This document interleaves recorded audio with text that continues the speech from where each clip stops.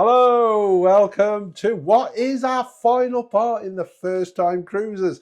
And look who I've got joining me today. I'm back. We got Dave back for part 5, which, as I say, is the last in the series. A big shout out to Alan, who was the gentleman who sort of asked if we do some videos for first time cruises. And as a result, we've done 5 parts. This will be the last. If you haven't seen the others, then we have covered things such as embarking, disembarking, pre-cruise. We've looked at excursions, cabins. We've also looked at food and drink.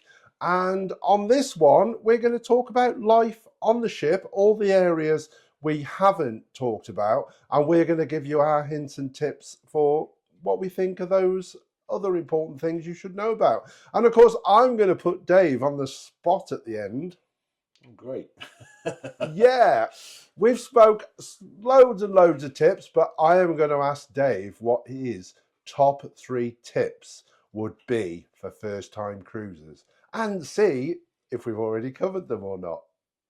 Okay, so let's fire off straight off with fridges. Now, we've done a few lives and we've had a few questions related to us about fridges on board the Marella ships. Now, unfortunately, as we all know, they've taken them all away. But we have heard on the grapevine that someone has requested a fridge and they've brought a fridge to their room. And I'm assuming they put it in the cavity that it came out of. But we can't guarantee you from Marella Travel that that can happen to you. But I have also been told that if a fridge is needed and they haven't got one spare that they can bring to your room, you can leave medication behind the front counter. Isn't ideal.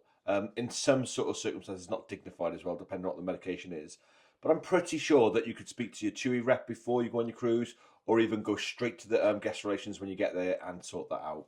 Yeah, and I'd also say, remember, they've got a really helpful assisted travel team, which if you've got any medical issues or mobility issues, then it's well worth ringing the assisted travel. Somebody asked us about excursions, what excursions were suitable for people in a wheelchair. And of course, I couldn't answer that. So if you need to contact the assisted travel team, and as I say, they will be very helpful, very good, then you can contact them on 0800 145 6920. And moving on then, Dave, we're going to start more or less. Obviously, the ships are all slightly different, their locations of things, but we're going to start roughly top deck.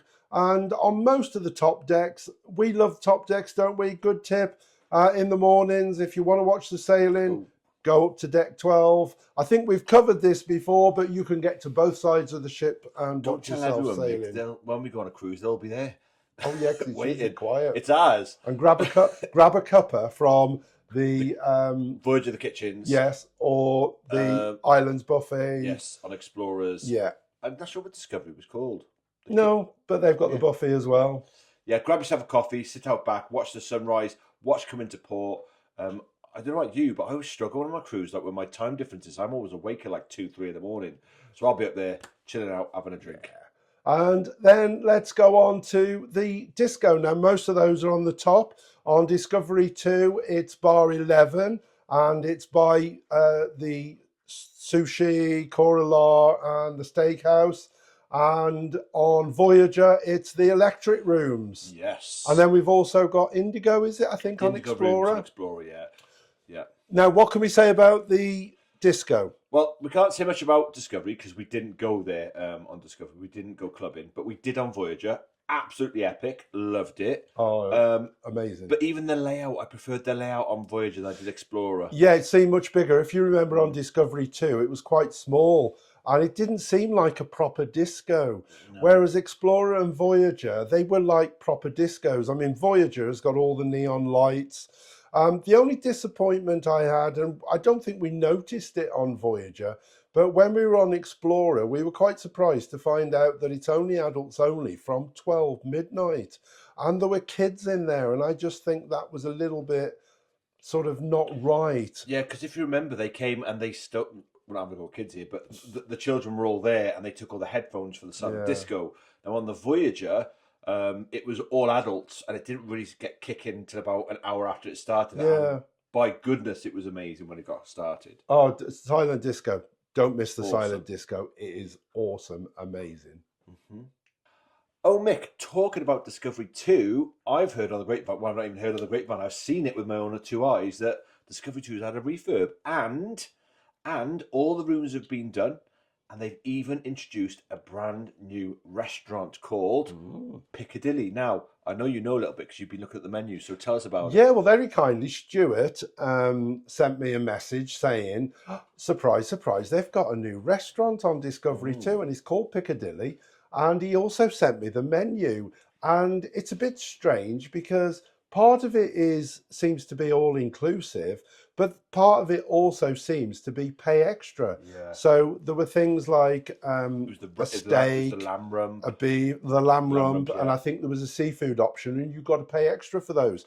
But there were free options, and certainly, if you get to try that out, come back and let us know how you got on. My only worry with it, though, guys, is my little two penneth, is the fact that because it's an all-inclusive restaurant, the quality and care to me won't be there. So when you're paying a surcharge for something additional, will the quality be there? So if anyone's been, let us know in the comments. Well, it'll be very interesting to sort of start seeing the feedback on it. And I know Stuart is going to come back to me, hopefully, and let me know how he got on with it. But I'm also so pleased because when we did our sort of playlist on Discovery 2, one of our big issues was that the rooms were a bit tired, the cabins. And so I'm so pleased that they've done those at last. Yeah. Okay, so revisiting the issues with the children in the club, going now to anybody that wants to have a bit of adult-only time, they do offer adult-only sunbathing in the veranda on Explorer and Voyager, if I believe. That's correct, yeah. And you get a better quality seating, don't you? The Yeah, sunbeds nice, are quite plush. They are. It looks a bit luxurious. Yeah. It's free. And I like the fact that it's adults only for all the time. Whereas on Discovery 2, they've got the lovely area called the Glass House, which I just think would be perfect as adults only all the time. But it's only adults only, I think, for an hour every afternoon. And it just seems such a shame because it's a nice area to be in. But we did see kids come in and they dive bomb into the pool, even though it was on, there's a list of do's and don'ts, but no staff seemed to sort of pull anybody up on it. So interesting enough, we talked about the glass house, and attached to the glass house is the spa. Now, this area is really, really important for a lot of reasons, and one of those reasons is on disembarkation day, when you could be having a late flight and you've got to get out of your room quite early and you're just hanging around. We found that the glass house was absolutely spectacular for grabbing a cabana, because they've got like the curtain cabanas there, so you got a bit of privacy, chilling out for the day in there, putting your luggage behind it so no one can get to it. And also, it is a great spot for lunch, isn't it? Yeah, we love the lunch in the glass house. But yeah, it's a really good place to base yourself because you're near the spa. And one of the different things on Discovery 2 that we really, really liked was that we could go into the spa for free and go into the men's changing rooms. And I think the women's changing rooms has got the same facilities. And in there, for free, you could use the steam room and the sauna. But when you're there on your last day, you can also go in there and have a shower. There's loads of towels stored there. So we thought it was brilliant. Glass house, store your luggage and relax there till your flight goes. Nip in if you get hot or bothered and you want to freshen up before you go home for your flight. Nip into the spa and you can have a shower and leave all refreshed. You can. Unfortunately, though, you can't do this on Voyager or Explorer, but they do have the option to buy a cabana for. Now, I'm pretty sure it was the week. No, it was the day. It was on the Royal Caribbean. It was the week. It's the day, and I believe it's £100 a day, isn't it? We were quite shocked, weren't we? Because other videos we'd seen before we went, they always seemed empty, didn't they? And we was quite shocked when we were on the Voyager because they were all taken and being used. So don't, if you're like us, go thinking, oh, it'd be easy if we want to book one. book one in advance as soon as you get on the But ship can I if you jump want in one. and give a better tip? Forget the cabanas. Buy yourself the package where you can use the showers, the steam rooms, the saunas. There's a package you can buy, and with that, you actually get the private sort of veranda area at the front. Yeah. So for that final day, if you've got that package and you're on there, then that's you sorted. Very much like Discovery, you can sort of rest in there. It's away from everybody else. It's quiet, and I think that's a big, big must. Oh, every time we went in there, it was deserted. So it was like having your own private, massive terrace with really comfortable bedding. Yes, they don't do a waiter service like they do in the cabanas, but it's not that far to walk to the pool bar and get yourself drinks there and just stock up. I take a few. Okay, so Marella isn't an MSC ship. It's not one of these big, massive ships with loads of things to do on there. But there are a few things to do on there. Specifically for adults, we have the casino, which I've blown some money in myself. Yes, 20 minutes in about 30 seconds. 20 minutes 20 in about pounds. 20 pounds in about 30 3 seconds. Yeah. Yeah. It was crazy. But anyway, if you're not a mug like me and you want other things to do, then there's other things. But the casino is really good because it opens late, stays open quite late. It's attached to the club. Yeah, it's not a massive, the casinos aren't massive on Marella, but you can go and have a gamble with blackjack, roulette, 21. There's fruit machines. What's it called? Pontoon. Blackjack. Oh, I said blackjack. You did. Poker, that's the one I'm looking at. That's the one I missed out, poker. But you can go and have a game of those. And also look out in Cruise News because they also advertise sessions where you can go and learn certain games. And also they have tournaments. They do poker tournaments. We saw one happening the one day. And I actually wanted to get involved because I love poker. Yeah. I've played before and, you know, it's really good. But it isn't just all about gambling. There's other things to do on the ship. And on the ship, we have a fully functioning gym. On all the ships we've been on, the biggest one I probably have seen is Explorer. No, was it Explorer? Voyager. It was Voyager. Yeah. Voyager had the biggest one I saw. Then followed by probably Explorer and Discovery are on par. But there is a fully functioning gym if you're into that. And they do daily classes and you can go and book to go into those as well. Oh, and also we had our footprints done the first time, Yes, didn't we? Yeah. yes. Somebody else has mentioned about those, and I actually said I think it's a bit of a ploy to get you to buy other treatments. I don't think we learned a lot He's about ruined it. I don't think we learned a lot about our feet, did we? I did. I got Oh, did you? shites, I knew that. Anyway. Don't listen to me then, listen to Dave. Right, okay, so we got that option, but we've also got the climbing wall. Now, if you watch the Discovery 2 video, you'll see that I attempted to climb it, but I got a big fear of heights, and being halfway up, it seemed like I was on the top of the Empire State Building. But of course, they've only got the climbing wall on Discovery 2. And Discovery. And Discovery. So, again, that's only available on certain ships. But the climbing wall, I didn't have a go. You can't just go on there anytime. You've got to wait for the times that it's manned by somebody from the staff because you put all the gear on. But yeah, no, I thought I'd pass on it. I'm a little bit past climbing these days. But one thing that all the ships do have is the Crazy Golf. And unfortunately, not all ships are as good as the other. So Discovery 2, in our opinion, was the best. We loved it on Discovery 2 and we played a daily game, didn't we? Even when drunk. Very competitive.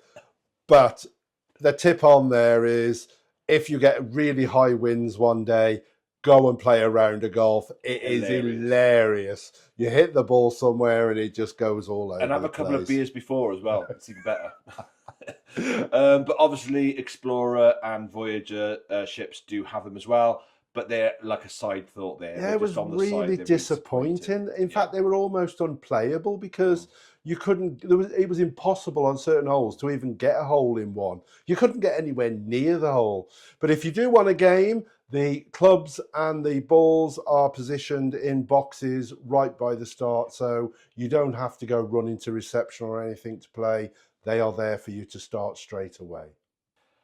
Okay, so not only have they got these things, they got so much more on the ship. Now, one of the things that I want to talk about, and Michael will probably agree with me here, is the shuffleboard. Now, when we were on Celebrity back in 2000 and something, we got really into Shuffleboard. We Oh, absolutely I loved loved it. it. I loved it. And being a traditional game of cruise ships, we thought that it would be on every cruise ship. Now, it is offered on Marella Cruise ships, but they always put sunbeds over there, so it's not a usable sport anymore, and that really upsets us. Yeah, and when we did find one that hadn't got sunbeds on it, eventually on one day, we couldn't find any of the equipment, the pusher No. and the puck type things. We couldn't find them.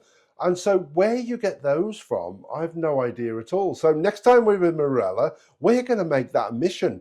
Where do you get to play We're bringing the shuffleboard back. equipment? We're bringing it Yes, back. we love it. Now, there's almost similar on Voyager, next to the art house on the corridor. You've got some hand ones where you good. throw them by hand. I like that. Yeah, it was quite good fun. There's two there, so have a game if you're passing. It's great fun. It wasn't as competitive because he's just pushing them like that, but with the, the deck one is better. Yeah, but it was still fun. But it was good fun. But not only have we got that, we've got things for the kids. So we've got the arcade game rooms, which are meant to be up to 17-year-olds, I think, in there, or something around those lines. I don't know. I can't remember seeing a sign. I think sure anybody it was can go in the for games youngers. rooms. Well, you were playing. Because no one went in there. Like, literally, there was no one in there on any ship we've been in. But we've also got the hangout areas for the kids as well. We also had, what was it now? The M Club they've got for kids as well, for different they've got different ones for different ages. Yeah. So I think there's a 13 to 17 and under 13. But the M clubs on the Voyager and Explorer ships were absolutely fantastic. Like I said, they've got a pool at the back. It was a proper big room where they had loads of arts and crafts and things going on. So fair play, they got it down on those ships. Yeah. But for adults as well, we've also got things like the theatre teams doing all sorts of things like Voyager, where they were doing like the murder mysteries. Yeah. And like that was really sort of immersive and fun as well. I think that was a new thing for Marella, and I think it was good fun because you walk around following these characters around the ship, and there was a lot of people came to take part. Dave had his notebook and pen to take notes, but I think at the end of the day, being fairly new, it was good fun, but I think it needed a bit of work. Yeah. It was in its infancy. I don't think it knew what to be, did better. Yeah. Whether it was a comedy or whether it was a genuine murder mystery.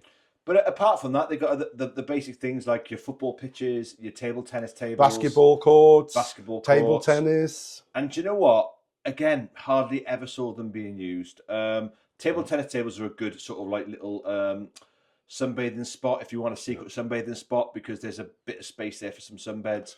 But other than that, there's not really much more that it offers for entertainment, is it? I think talking about sunbathing, let's talk quickly about that. I was quite surprised on all of the Marella ships we've been on, the fact that the beds, they're not being taken at 6:30 in the morning. You haven't got to get up too early to go and nab a bed. They tend to start putting them out about 7 o'clock in the morning. And we know this because we're always up on top deck. 7 o'clock in the morning, and usually by about 7:45, there's still none taken. So it does surprise us that, it doesn't get busier quicker. So don't panic about being up too early. But if you are a person that likes the pool deck, it's a very busy area, then obviously you will need to go and get your bed at suntime. And can I give a quick tip to all those people that are sun worshippers? We are not, but just be mindful that when the ship is in port and it's in maybe on a side, like in Guadeloupe, you might get one side that is shaded, which nobody goes on. Just be mindful that when that ship leaves port, it changes round. And if it's an early leave, you've still got a lot of time up there to sunbathe. So just be mindful of that. It turns right into the sun, and everyone that's in the sun will be in the shade. And don't worry if you don't like the pool deck. We don't like it being too noisy, because the pool deck is an active area. There's a lot of music throughout the day. They play games and quizzes there. And we like nice and peaceful when we're sunbathing. So do not panic. There are plenty of spaces around the ship where you will find a quiet spot where you can be on your own and just enjoy the sun. And also, let's not forget, on the top deck, we also have films being shown at night time. where you can have blankets and lay out under the stars watching films, and there's even sometimes a popcorn machine. We've seen it on the Voyager. But we also have on the Explorer and Voyager, you don't get on Discovery, the actual indoor cinema as well. So they show films there all through the day. So that's another one to be mindful of. And we had Barbie, didn't we? Barbie was being shown. Barbie was being shown. I'm a Barbie girl. Let's move on. Yep, quickly. Also, if you like your drinks, the coffee port opens at do you know what time it opens in the morning? It's about 7:30. Early, it's about 7, I think. Something like that. But I have done the coffee port. Have you? We've been there, done that. Yeah, food and drink. See? So let's do reception, because reception's a bit of an interesting one. Reception could be a nightmare. Yeah, reception is open 24/7. So you can always contact them either in person, going there in person, or you can contact them from your telephone in your cabin. Sometimes that might be if you want to avoid the busy times, which tend to be early morning, about 8 to 10 o'clock, and obviously early evening. If you go outside those times, then it will be quieter. Otherwise, give them a call, and hopefully you won't be waiting in a long queue. Okay, let's talk about the theatre. I was going to do a jazz answer. The theatre has 2 showings a night. Now, as anyone knows, Mike and I really like to eat early, 6 o'clock, which gives us perfect timing then to leave our meal and head straight on over to the theatre. But we do get time in there for a drink beforehand. But if you don't worry, as the theatre does serve drinks as you enter. It's not a great selection, mind. You got some basic beers, some I think they got some there's cocktails. wine, there's cocktail, there's some fruit juice, I think. There's beers in cans. It's not great, so pop yourself to the bar before you get in there. Take a drink in with you is what we did most of the nights. And of course, we used to like the half-8 performance, but you can go in 30 minutes. The doors open 30 minutes before the show time. And we always used to get there straight as the doors open because we liked particular seats. And so to guarantee getting those seats, we'd always be there early. And obviously, if you like the same seats, then that's worth doing. But the theatre's big, isn't it? It's a lovely theatre on all of the Marella ships we've been on. We've never had a problem getting seated. No. Our biggest issue is people coming in late. And when they come in late, we're talking 25, 30 minutes after the show started, people are wondering. Which is a shame. But we recently saw a vlog about Ambassador, and we were shocked to see how small their theatres are. They've actually put in extra seating, which doesn't work. Well, Marella doesn't do that. Their seating is massive. Yeah.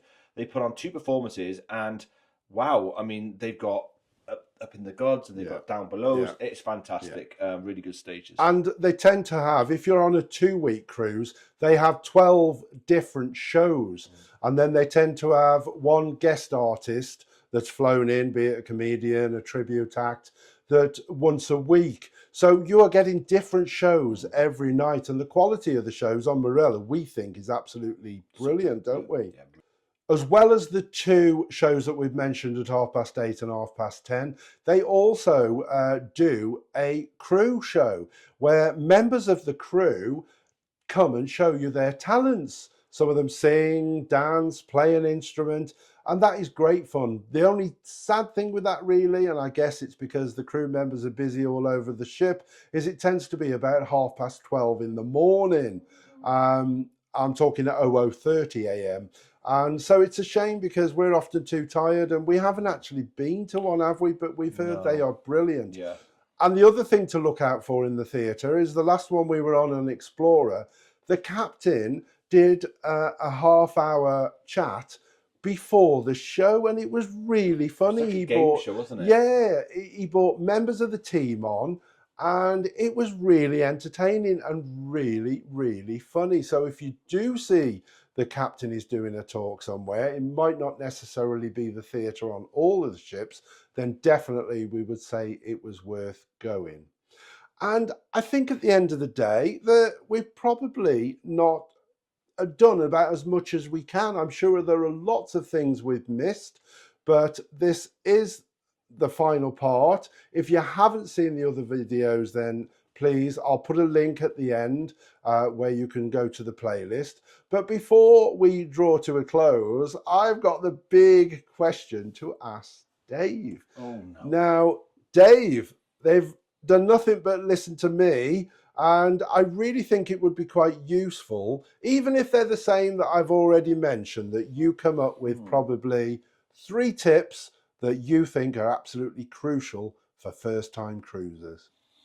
Okay, so thinking about this from myself, my own personal point of view, I would say that if you are staying in an interior room the first time you go, don't bother paying the extra to select your own room, because they're all virtually the same. You haven't got a view out, so why pay money to choose that? Secondly, big thing for me was ironing, and they don't have irons in the room, so I bought myself a little steamer. You can get them now. I think Tefal sell them, and a few other places. Absolute game changer. Oh, and thirdly, I've got one. Go on. No, because it's not yours then, is it? I'll think of one while you're doing yours.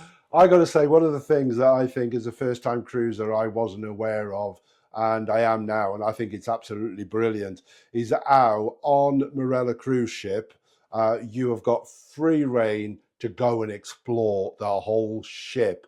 And unless the door has got crew only or no entry, you can go anywhere. I mean, we wandered into the theatre, even though the doors were shut. You can go in there when the dining rooms aren't open, go in, take a look, see what they're like. And I love that you can just explore the ship and go where you like.